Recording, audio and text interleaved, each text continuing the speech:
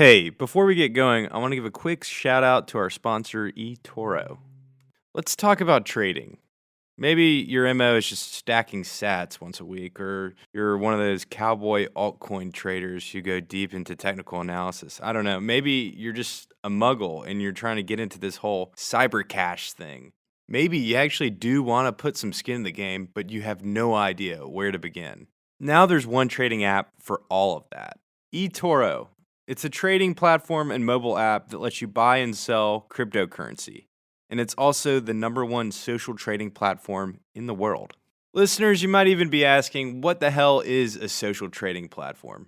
Copy trading is a feature that lets you mirror the actions of top traders on the platform. This way, you can learn about due diligence and all the other technical things it might take months to pick up on your own just by copying the behavior of the top traders on the platform. So head over to eToro.com and get started on your portfolio today. eToro, smart crypto trading made easy.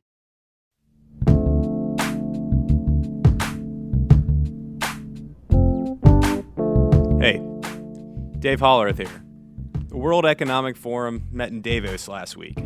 Now, this is a conference that brings the top business leaders across the world together in Davos, Switzerland, to hear from economists, activists, celebrities, and the world's most powerful politicians. This year, the theme was Stakeholders for a Cohesive and Sustainable World. And along these lines, President Trump delivered a speech that could basically be summarized with this clip. The American dream is back, bigger, better, and stronger than ever before. Years of economic stagnation have given way to a roaring geyser of opportunity. U.S. stock markets have soared by more than 50% since my election, adding more than $19 trillion to household wealth and boosting 401ks, pensions, and college savings accounts for millions of hardworking families. Despite the fact that Trump has a track record for delivering hyperbolic and sometimes allegedly false statements and speeches, all of what he's saying is true. The U.S. economy is booming right now, and currently it's in its longest expansion period in history. But a lot of people wonder, doesn't that mean we're due for a downturn? That's pretty much a common moniker. Economic recessions happen, every 10 years. And if we're thinking back to the last economic recession in America, 2008 financial crisis, there's a pretty strong correlation to Bitcoin. Chancellor on brink of second bailouts for bank. That was the New York Times headline that Satoshi Nakamoto put as a note in Bitcoin's Genesis block. Now, people can argue around how much the 2008 financial crisis actually influenced Bitcoin's inception, since historically the idea of Bitcoin had been around for several decades. But there's no denying that the basis for Bitcoin's value hinges on the fact that it is sound money, meaning it cannot be manipulated by central banks. Also meaning it has enormous utility as a safe store of value during a financial crisis. So in light of that, for the next 2 episodes, I want to focus on another financial crisis that's happening right now. This one is very different.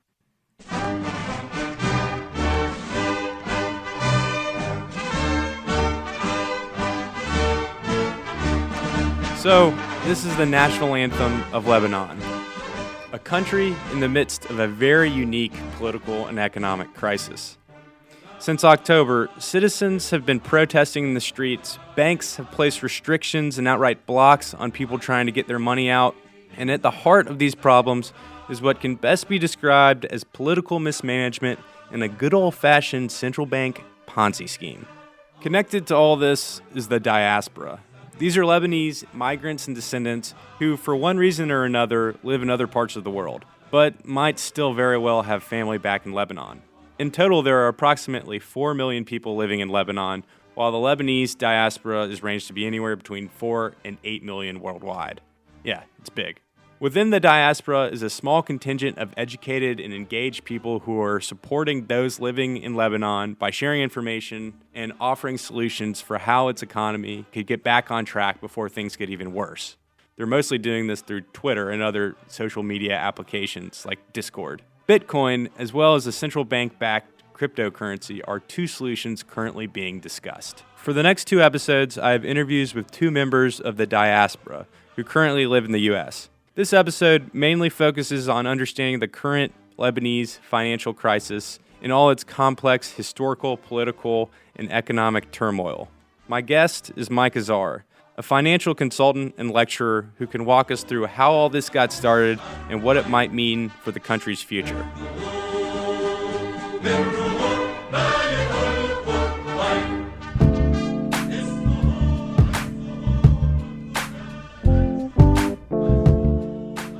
Yeah, no, thanks for having me on, Dave. I mean, Lebanon is a small country, so it doesn't really get too much international press, but I think it's a very interesting case. And in the coming year, I think it's going to become, it's going to get on a lot of people's radar screen. Well, yeah. So, I mean, just kind of starting with thinking about the protests. The latest round of protests started in October, but things have been building up for many years. I mean, we've had basically zero economic growth for a few years now. Lebanon's kind of in an interesting case because we have a huge diaspora. I mean, people here, young people, they grow up with the expectation that they're going to emigrate to Europe or the US or Africa or Australia or Canada because there's just no opportunities here. And at the same time, we have a very well-educated society. So we actually have millions more Lebanese living outside of Lebanon than living in Lebanon. And things have been gradually getting worse, really since 2011. Mm-hmm. But it's just happened so slowly that it took a while for things to get so bad that there was a spark that started this latest round. And the protests aren't, they're all over the country. That's what's kind of remarkable about it, is that typically you have protests that happen, mainly in the capital. Historically, you've had kind of a lot of mistrust between different communities in this country. But what's interesting about these protests is that they're economically driven. So people of different communities that have historically had mistrust for one another now realize that they actually have a lot in common, that the economic situation is affecting all of them the same. And so, you have massive protests in Beirut and the second largest city, Tripoli, in small towns, the mountains, really just all over. And that's why it seems to people here that this time is different. It's different than protests that have happened in the past that have been concentrated in either one community or another. Mm-hmm. The driving force of this has been something that all Lebanese are affected equally by. But real quick, so I found you through digging through Twitter. You're part of I would say a fairly small community of, I guess, people who are part of the diaspora, or so living abroad and of Lebanese descent who have been paying attention to this. And I think you even have a name now, the Nerds. I mean, it all happened kind of randomly. So I am part of the diaspora, but I live in Beirut now. So I've been there for about a year, and I grew up in Lebanon, but I was raised in the U.S. Okay. High school, college, and then work after that. When the protest started, a lot of us were commenting on it on Twitter. We're commenting on the economic situation, doing some economic financial analysis to explain to people what's going on, because there isn't that much transparency there. So a lot of people don't, now people can't withdraw money from their bank accounts like they used to. There are capital controls. People don't really understand why that is. What's the cause of that? Why would banks implement something like that? So a lot of us just independently started tweeting about that and trying to explain the situation to people. We just kind of found each other on Twitter, and then people called us the Nerds because we were explaining some very technical things in language that non-economists and non-finance professionals can understand. But we're not really an organized group. We're very decentralized. If you follow us on Twitter, you'll see there's dozens and dozens of people that contribute based on their expertise. We got people that work in banks in Lebanon, people that work on currency printing issues, people that work in oil and gas, people that work in economics. Everybody has an expertise. A lot of them live outside of Lebanon, but a lot are in Lebanon. And it kind of took off because finally, people were explaining these very complicated issues to a wider audience that's kind of historically been ignored because there's nobody really, Twitter's a good medium to do that, where you can kind of reach people directly. You can explain to your average person, okay, this is why this is happening. This is where Yeah. it started. This is what possibilities in the future are. Yeah, and can you sort of describe your background too? Because you have a pretty great, you're a nerd. You have a great perspective on this, and you can actually understand what's going on. So Sure. I mean, I wasn't following Lebanon very closely until about a year ago. Um, I work in the U.S. The firm that I work for is based there. We work on infrastructure financing as advisors. So we basically work for banks as advisors in structuring loans for power plants, renewable energy projects, roads, whatever kind of infrastructure you can imagine. And a lot of those loans are to governments. So part of my background is in understanding government balance sheets and balance of payments for countries. mm-hmm. I studied finance. I have a graduate degree in finance and economics. So that's my background.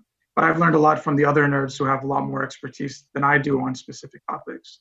Yeah. So it's been educational for me as well. Yeah. Yeah. So now can you dig in and explain sort of the background and context to the economic situation? Yeah, sure. You have to go back basically to the early 90s when the civil war ended. So Lebanon had a 15 plus year civil war that ended in the early 90s. And then the country was embarking on its reconstruction. The civil war was damaging in terms of human life, but also in terms of just the infrastructure of the country. Mm-hmm. So we need a lot of investment to rebuild Beirut, rebuild the infrastructure, rebuild the roads. And our currency had been floating against the dollar and other currencies for basically the beginning of independence. We actually have a very long tradition of having a floating exchange rate.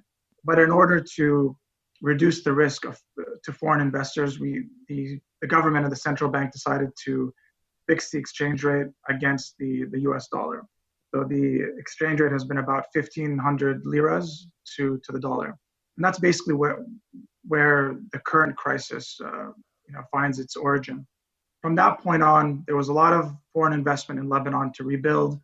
There was a decision made to borrow in US dollars to fund the government budget and to fund this reconstruction effort. We had some crises in the past, but basically, wealthy countries would come together and bail Lebanon out with no reforms having to be given in exchange from Lebanon's side.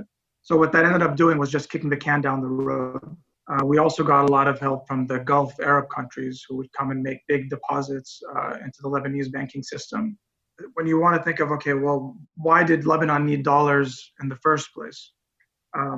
There's a few reasons. Mm-hmm. One is that we're a big importing country. We don't produce a lot of goods for export, and we don't produce a lot of goods domestically. So we import a lot, and to buy imported goods, you need dollars to pay for them. The government has some debt in US dollars that has to be paid. It has to be paid in US dollars.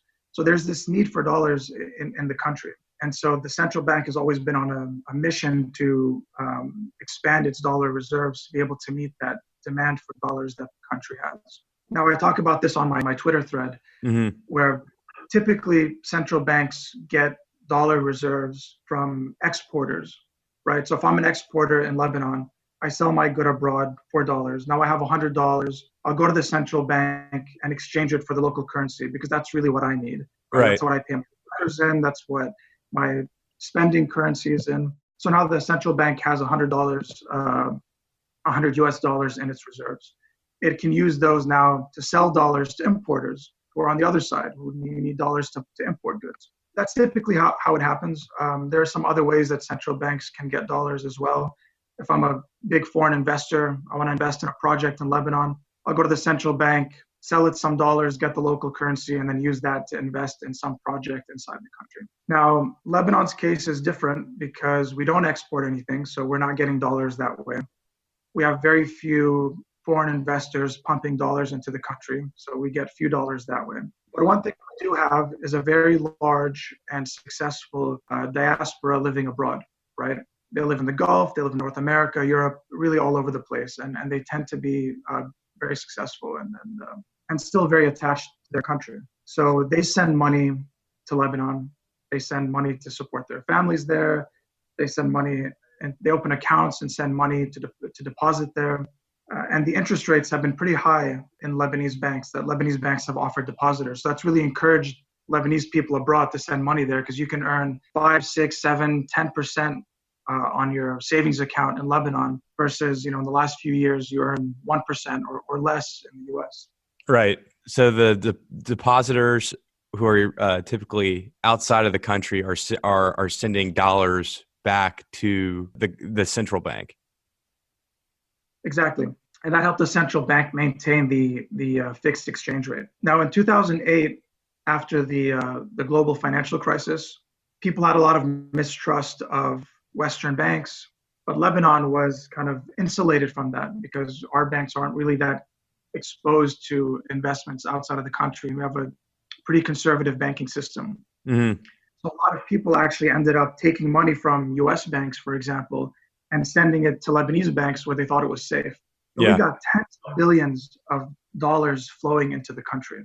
And basically what that did is it caused a lot of inertia in the country where we thought things are good, we got a lot of dollars, we don't need to implement any economic reforms. And when you have a fixed exchange rate, if it's fixed in a way that causes your currency to be artificially strong, what that does is that it makes your goods less competitive compared to foreign goods. So nobody wants to buy your exports anymore because they're too expensive.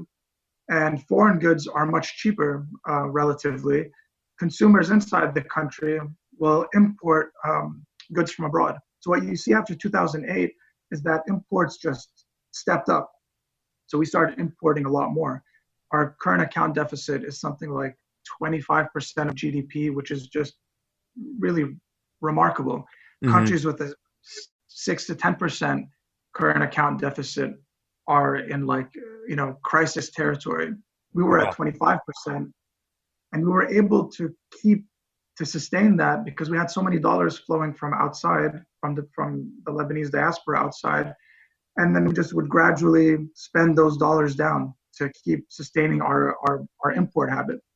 Mm-hmm. Eventually, that stopped. The global economy recovered. Interest rates in the U.S. started going back up. Oil prices came down, so the diaspora in the Gulf wasn't able to send as many dollars. The economies of the Gulf became a little bit weaker, so they stopped being able to support us. Eventually, dollars stopped flowing, and the central bank had to take measures to encourage more dollars to come in, right? Instead of starting kind of a broad economic reform plan where we reduce our imports, we increase our exports, we kind of try to get our economy into a sustainable position.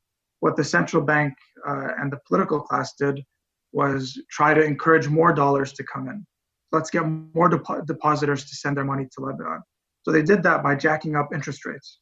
Uh-huh. So before you could gain 5% on your savings account in Lebanon, the central bank said to banks in the country, listen, if you get us new dollars from abroad, we'll pay 10%. And so that encouraged people to keep sending money. It bought us a few extra years. But when you think of the cost of that, now we're starting to feel it. And that's why people are out there on the street. One of the reasons is that now the cost of those steps is really starting to be felt. Let's say the central bank now, right, it has a hunger for dollars. So a local bank gets dollars from abroad and then deposits it with the central bank, right? It's not using that money to invest in the country, to invest in projects, to extend loans. It's just giving it to the central bank, which is holding it in reserves to pay for imports. The central bank has to pay a pretty high interest rate on those dollars. Mm-hmm. But our central bank doesn't have any dollar revenue. So how is it paying interest on its, tens of billions of dollar deposits? It's just trying to encourage more dollar deposits, to pay the interest on the old dollar deposits. Now that we look at it in hindsight, it's just a very clear Ponzi scheme where once dollars stop flowing into the country, now you have these massive dollar costs, interest costs on your dollar deposits that you can't pay anymore. And then you have to have capital controls where you basically tell people you can't withdraw dollars from your bank accounts anymore because the dollars are done. We don't have any more. We need to save what few dollars we have left for critical imports like fuel, wheat, things like that, to pay the government's external debt. Mm-hmm. And so that's where we are now. We're down to less than $30 billion of reserves in the country against more than 100 billion of deposits, right? So you got, I can't remember the number, but let's say 110 billion of deposits, dollar deposits in the country, right? But you only have $30 billion left in the country. So there's this huge mismatch between what people are owed, the money they're owed in their bank accounts, versus how much money is left in the country to be able to meet those deposits. So Yeah. people can't withdraw dollars from their accounts anymore because there are very few dollars left in the country. And that's just not depositors from overseas. That's anyone in the country who has a bank account. Yeah, I mean, I forgot to mention at the beginning is that we have a dollarized economy where you can pay for goods in the country in either the local currency, the lira, or you can pay in US dollars. So it's very interchangeable. I can go open an account at a local bank in dollars, or I could tell them, convert my lira account into dollars. We're actually about 70% dollarized. So deposits in the banks in the country are 70% dollars. Mostly residents. I mean, the data is not very clear. So based on what we know, it's mostly residents, but a large proportion of it is non-residents. 30 to 40 to 50% could be anybody who doesn't live in Lebanon. Okay. Can you explain what the debt in this situation? So the central bank's debt is essentially the money they need to pay back to the depositors, or do they also have debt from the increased interest rates? So most of the central bank's debt is money that it owes the local banks for depositing dollars with the central bank, right? Mm-hmm. So it's kind of the way that a regular commercial bank's debt is to its depositors, right? Because it owes them that money. The depositor comes and puts $1 with the bank, basically lends it $1. The bank has to pay that $1 back eventually. It's the same relationship between the central bank and the commercial banks, where the banks went and put dollars with the central bank that they expect to get back eventually. Those dollars are depositor dollars that depositors put with the commercial banks. A commercial bank will go and put, $1 billion with the central bank, expecting an interest rate on that. But eventually it wants to be able to get that $1 billion back because, it has depositors on the other end that want their money back too. It might want to extend loans to businesses or mortgages or whatever. But now all those dollars are frozen with the central bank. So even the banks can't get their dollars back. So that's the debt situation from the central bank and bank's perspective. There's also the government debt. Obviously, the government has about $35 billion of US dollar debt that's coming due, every year from now, into the foreseeable future. We have a big debt payment in March, in April, in June. And the government doesn't have dollars to pay those off either. So where does it get those dollars from? It's got to get them from that same pile of $30 billion that's with the central bank. So the way to think about it is that you have a limited pool of dollars in the country, 30 billion. And that pool has to be divided between the creditors of the central government, which want to be paid back their bonds, right? And it has to be paid back also to the local and the non-resident depositors. So that's who has a claim on that small pot of dollars that's left. So if you see it that way, you realize there's a big loss in the country that has to be allocated between different stakeholders. And so the question then is, who bears that cost? Do you have to tell depositors, listen, the $100,000 you had in the bank, well, now you have 50,000, sorry. Or do you tell the foreign investors that bought Lebanese government bonds, do you tell them, listen, the government is insolvent and we have to restructure this debt. We can't pay you the money we owe you. We're going to have to renegotiate it and figure out what to do. So there's a lot of levers that you have to pull to figure out how does this loss get allocated between all the different groups that are owed money.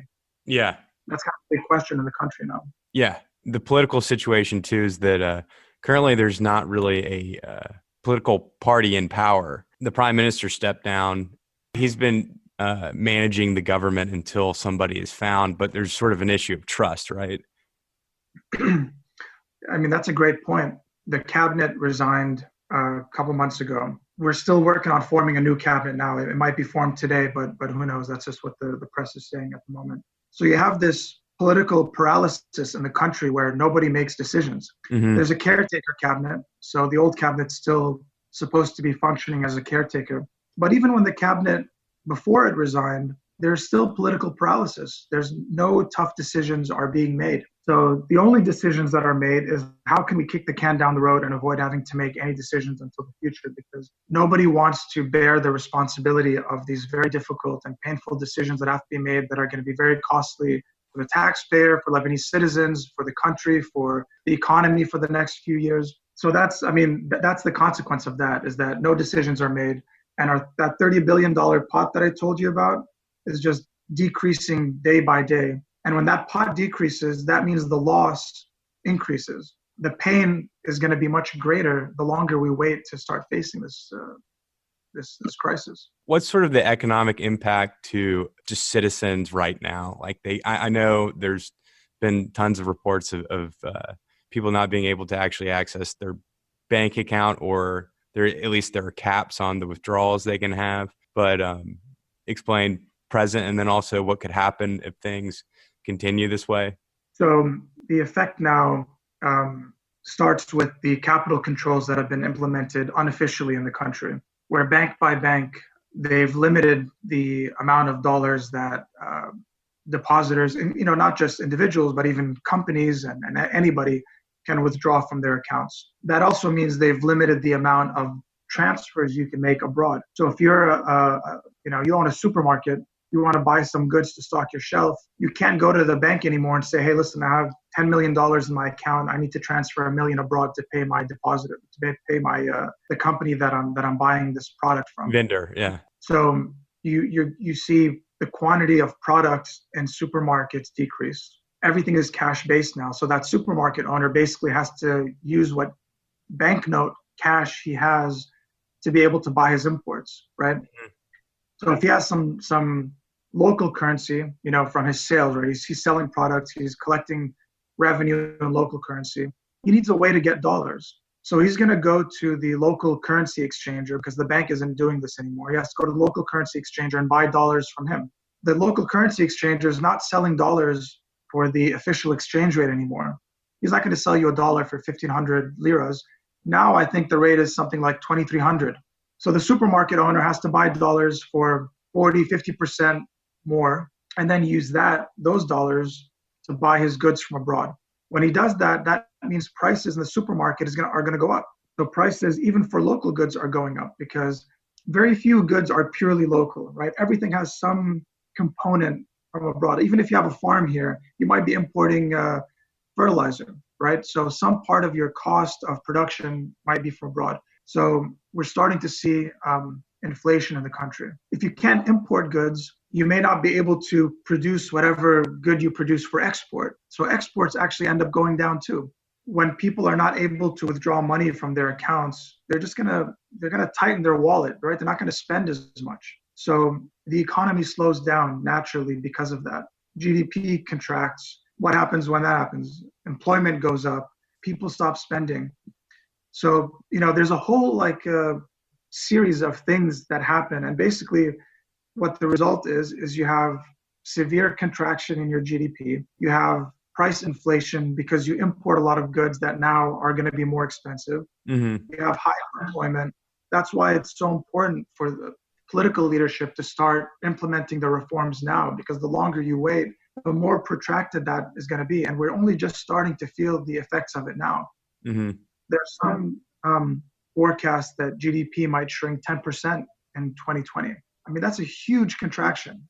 That's going to make the problem so much harder to resolve, and it's going to cause just a tremendous amount of poverty in this country. I mean, there's some studies that have been done that estimate that about 1 million people will go from poverty to extreme poverty, and 800,000 people from middle class into poverty in the next year if GDP contracts, I think 5%. Wow. So imagine what a 10% contraction is gonna do to this country, and how that's gonna be reflected in the protests on the street that are becoming a lot angrier, because they see nothing changing. Nobody's doing anything, and their economic situation is just getting worse day by day. So what's gonna happen in 6 months when you've got just severe inflation, high unemployment, and still people see just nothing changing in the country? It's a very scary time here. You might not have an answer for this, but so if citizens feel like they can't trust their banks or their government, are there any things any fundamental things you're seeing people do to protect their personal finances, or are there any things you'd recommend? That's also a really good question because it's something a lot of people have been asking about, Yeah. especially because they can't withdraw their money from the bank. So the question that's asked is, well, I don't have any trust in this bank anymore that I'm ever going to get my money back. So what can I do to preserve the capital that I have? What banks let you do is to write a check, right? I can write another Lebanese person a check. I just can't get cash out.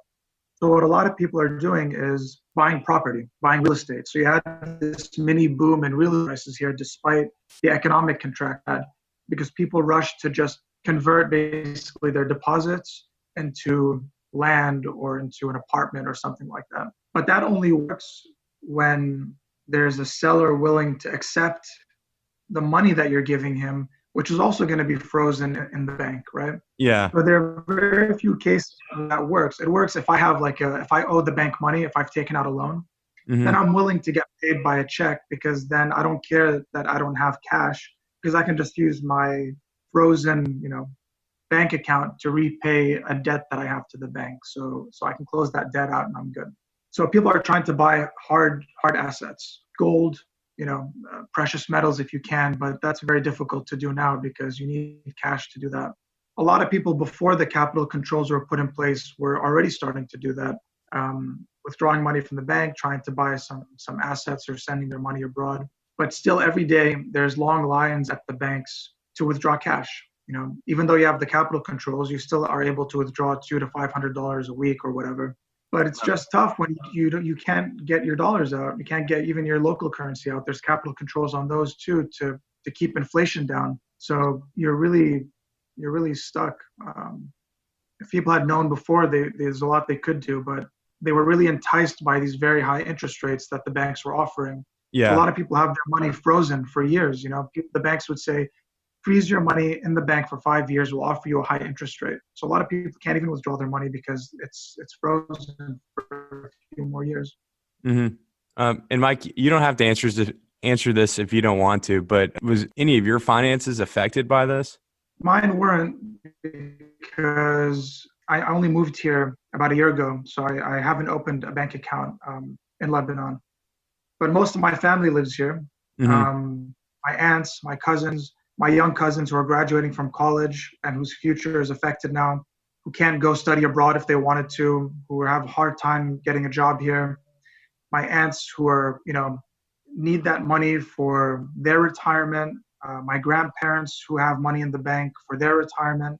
They're all very affected by it. And it's something that kind of makes this a little bit personal because, when you look at it, see the mismanagement that got us here over the course of many years that was foreseeable. And when you see who's really going to be affected by this, if I'm the kind of guy that has $10 million in the bank, I'm not really going to be affected because I got money abroad, I've got businesses, I have connections with the bank, I probably get some money out, I'm going to be all right. But if I'm my grandma's a 90-year-old retiree, what's she going to do? Her money is not accessible. There's basically no social safety net in this country. So if she has to go to the hospital now, the hospital prices everything in dollars. She had to have a surgery. She broke her shoulder a couple months ago. She had to go to the hospital for surgery. And, it was a few $1,000s, the cost of the surgery. No insurance program for old people there. So you got to pay cash. No Medicare. Yeah, no Medicare. And now the hospital is not going to exchange, is not going to abide by the official exchange rate. If a procedure costs $1,000, or let's make it simple, if it costs $100, now the hospital is going to tell you, listen, we can't do that exchange rate anymore. You owe us $250,000 now because, we've got to import our medical supplies from abroad, but the cost just went up. So what does she do? And you have no social safety net. So, basically it means you can't get treatment. Your pharmaceuticals, your whatever medications you're on, the prices go up. I mean, it's just such a wide effect on, the most vulnerable people in the country. And it's, there's not really anything being done to protect at least, like, why does somebody who have $1,000 in the bank, why should that person be affected by the capital controls? Why should you limit how much that person can withdraw? You've got to like start thinking, okay, we have this big loss and we have to allocate it between different parties, right? The least you can do is protect like the poorest 20, 30% in the country who are already have been for the last, 10 years. But that's not happening. And that's causing a lot of anger on the street. And it really comes down to just economic and political mismanagement in this country. And it's interesting because, we're not the only country to face an economic crisis. I mean, it happens all the time. There's a lot of countries. Now, we are the only country, or one of, maybe there's one other country in the last 40, 50 years that's had a combination of a banking crisis, a currency crisis, and a debt crisis all in one. Usually you've got one of those, or maybe two of them. Another thing that makes Lebanon kind of unique. But we know what the solutions are. We know what needs to be done, and you just have to do it. It's going to be painful, but you do it in a way where you at least protect the people that are the least able to bear the cost of it. And in a few years, hopefully, you start recovering. There's a lot of interesting things that are kind of being, but they all seem to be superficial. It's not Bitcoin. It is. I know that historically, from where we are, we've never really seen like a central bank issued cryptocurrency actually be put into practice and work. So I'm definitely curious about that idea. Sure. I mean, it's generally pretty new. There are very few examples of countries that have done it. I mean, I know Zimbabwe experimented with it. I'm not so familiar with how effective or not it was. I don't think it was very effective, just based on what I've read.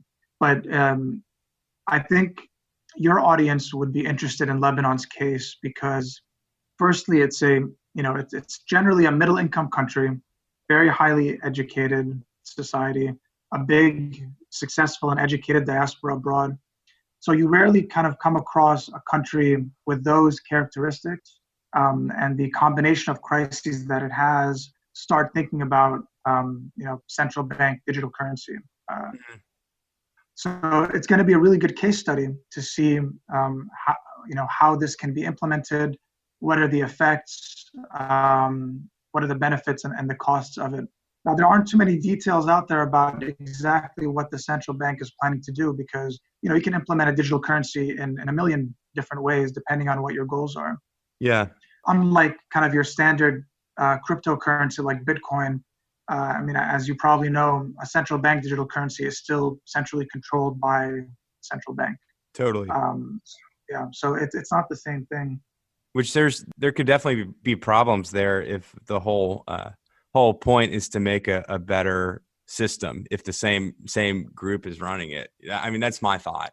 Yeah, no, you're absolutely right. I mean, you have a digital currency but poor monetary policy, then what did you gain from doing that? If your goal is to have a currency that's independent of any kind of centralized control by the government or by the central bank that could affect the value of that currency, then a central bank digital currency may not be effective if there's not really trust in those institutions and the policies that they carry out. What a central bank digital currency will do is it'll give the central bank more power to control the money supply, to control prices, to get information about where people are spending their money, to help inform their policy. Now, another thing it can do is what I was telling you before about how prices are going up in Lebanon. We already have inflation that is being seen at the consumer level. And you have that inflation because you have a parallel market in the exchange rate. Mm-hmm. So the lira is losing value.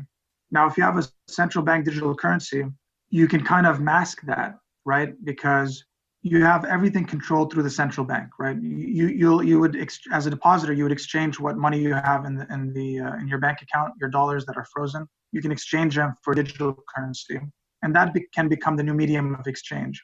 What that does is that instead of seeing prices go up in the supermarkets, for example, the burden is shifted to the importer. So now the importer, you go to the supermarket, you buy something, you pay for it in digital currency. Now that supermarket still needs dollars so that it can buy goods from abroad. Yeah. Instead of going to its commercial bank, or instead of going to its the local currency exchanger to buy dollars, it can't do that with digital currency. It has to go to the central bank and get dollars from the central bank directly. The central bank now has a much greater say in who gets dollars and who doesn't, who gets to import goods and who doesn't.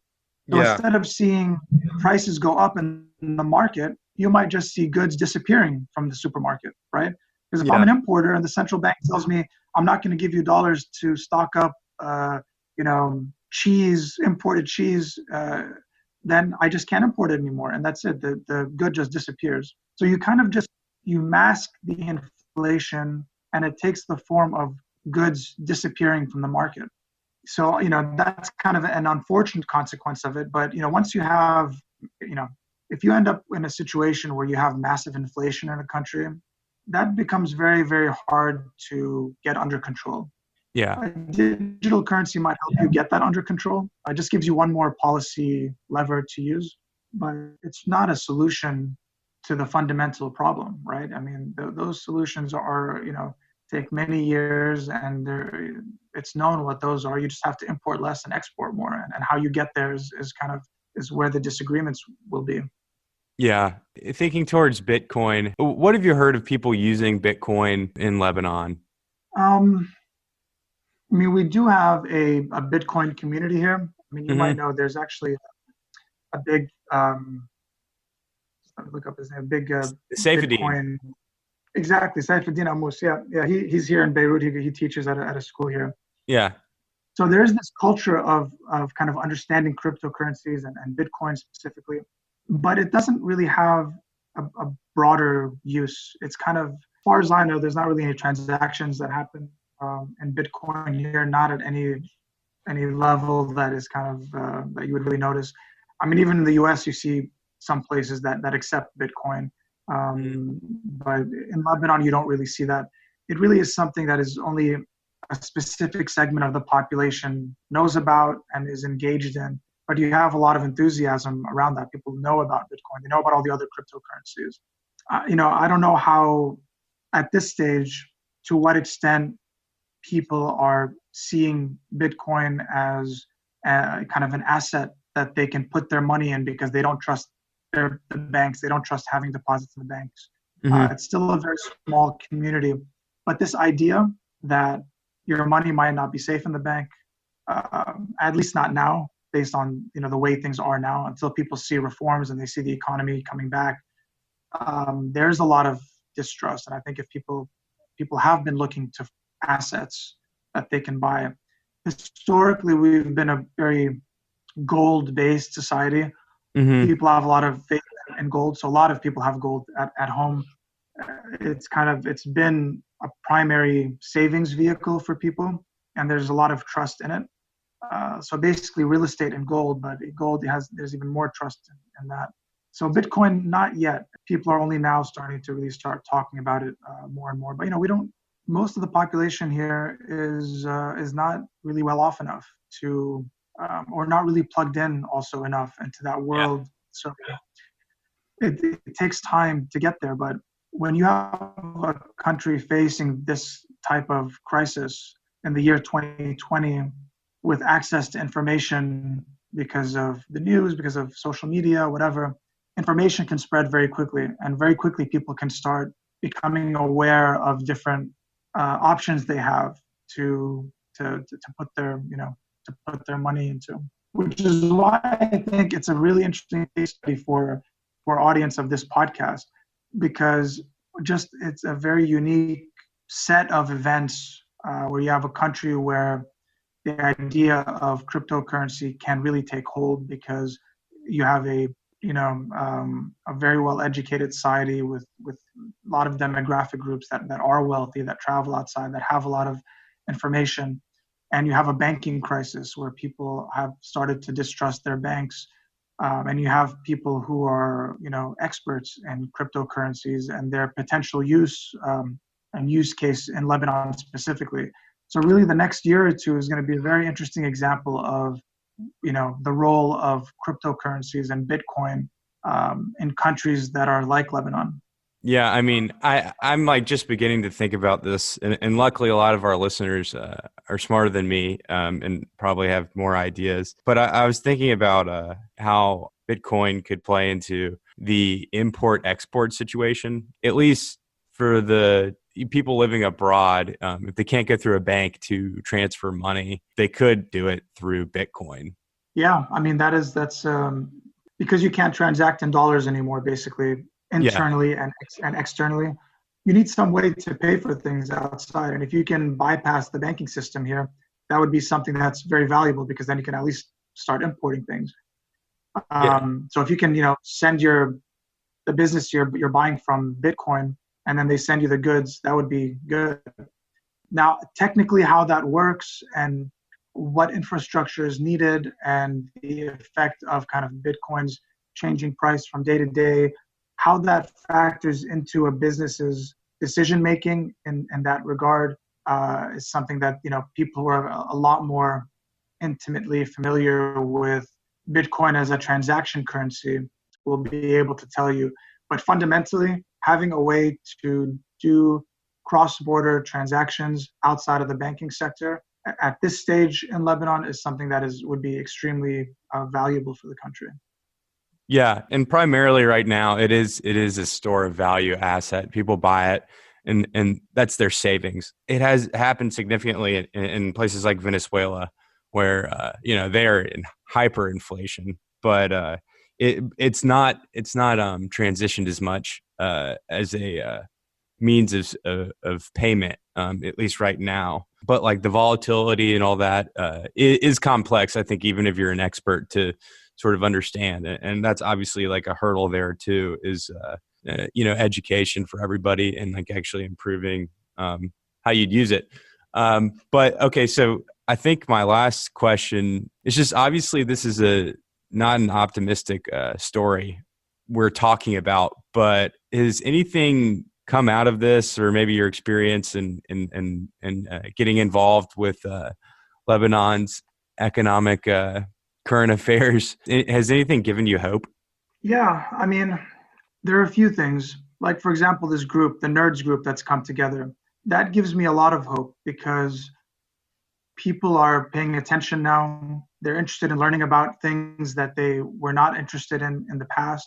People are starting to figure out what got us here, what policies need to be changed. There's a lot more this idea that we need to start holding political leadership accountable, and that we have a large group of Lebanese people inside and outside the country that are well educated, willing to learn more, and willing to contribute to the recovery effort of the country. Bring solutions that are very cutting edge, like the use of digital currencies and crypto, like how we can completely restructure our banking system. So there's a lot of energy there. People are not hopeless and have kind of given up on the country. People are still very involved, even though they're suffering a lot. They still have a lot of hope and faith that the country can recover, so long as we start facing this crisis and doing something about it. So I am very hopeful, actually. I think Lebanon has a great future. The next few years are going to be tough. Mm-hmm. It's a very resilient society. It's a society that has a lot of affection for its country. You've got third generation Lebanese from the U.S. who still cook Lebanese food and still like to come visit and still say they're Lebanese American. Yeah. We're all very, very connected to the place. And, I really, if you haven't been there, I recommend you go on a trip there because it's just such a beautiful place and people there are really amazing and loving. And we still have such close communities over there and we're open to the outside. There's so much there that's really not worth giving up and just saying, you know what, Lebanon is done. I'm just going to move somewhere else and forget about it. Yeah. So Yeah. I'm thinking two things. I'd love to send you more information on Bitcoin. I don't know if you ever look into that or if that's your thing, but I'd love to share more information with you about how businesses use it. Maybe some case studies or something to just sort of to give you that as an idea. If it seemed like something that would fit in these discussions you're having about how about things people can do to improve the economic situation in the country. And then also, I definitely want you to sort of give your information on air, just so that if anybody has any idea, anyone in our audience, they can reach out to you, I guess over Twitter. Yeah, my Twitter handle is Azar's Tweets, AZARS Tweets. Yeah, my pleasure. Yeah. All right, man. Take care. And what does NERD stand for? It stands for Nasty Economy Requires Drastic Solutions. We didn't invent it. It was just kind of organically invented on Twitter from people who follow us. So we rolled with it. We liked it. Yeah, it's pretty cool. Thanks for taking the time to talk to me. Great conversation. Yeah, likewise. Thank you.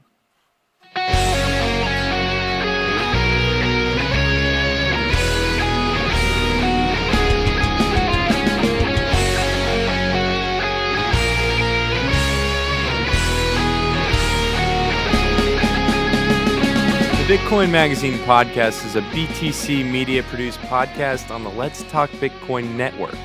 You can find us on Twitter at Bitcoin Magazine, and you can find out about other engaging shows we produce by subscribing to our feed on iTunes, Spotify, or wherever you get your podcasts. Thanks for tuning in. See you next time.